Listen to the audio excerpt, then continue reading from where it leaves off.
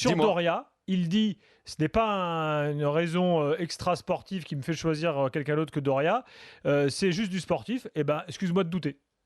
Eh ben moi je doute pas quand il t'explique que tous ses adjoints prennent des notes et tout. Mais écoute, je doute quand même. Moi je ne doute pas quand il m'explique qu'il y a des notes, que tous les mecs ont été notés depuis le début à l'entraînement, qu'à l'entraînement certains disaient il était bien, d'autres disaient pas vrai. Je doute parce qu'on sait que c'est un type qui a la tête comme du bois et que d'entrée il s'est dit moi ce mec-là j'en voulais pas.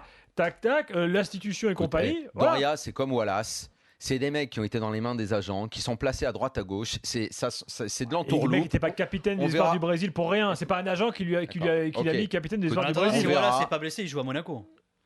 On voit comment ça se passe. Doria est titulaire, il joue la Ligue des Champions en Amérique du Sud, il joue la Libertadores. On va voir. Non, c'est pas vrai. T'as fait son match, il était bon.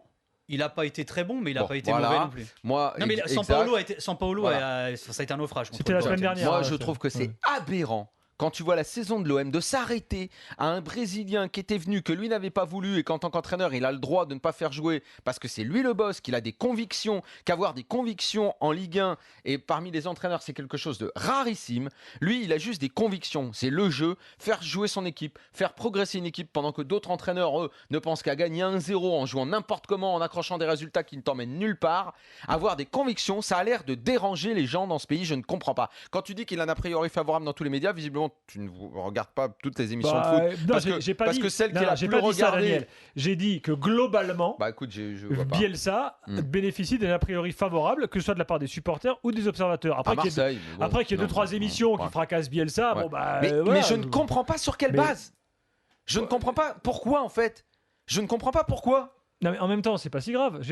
On n'est pas obligé d'être d'accord avec toi. S'il y a les émissions qui ont les avis différents, mais je veux bien qu'on ait un avis différent, mais basé sur quoi mais qu'est-ce qu'on s'en fout en même temps? Chacun pense ce qu'il veut. Bah non, un avis. Non, mais non. Non, mais toi, t'as le droit de penser que Bielsa est très bon, Daniel. Il ne s'agit pas de dire ce qu'on veut, il s'agit d'argumenter.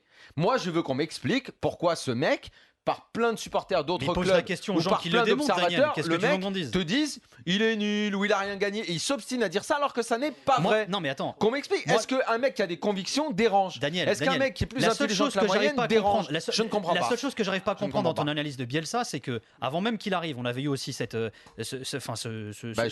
Parce que je le connais. À ce débat-là, Bielsa, il tient rarement parce dans un que club. ma culture foot me permet de connaître qui il est.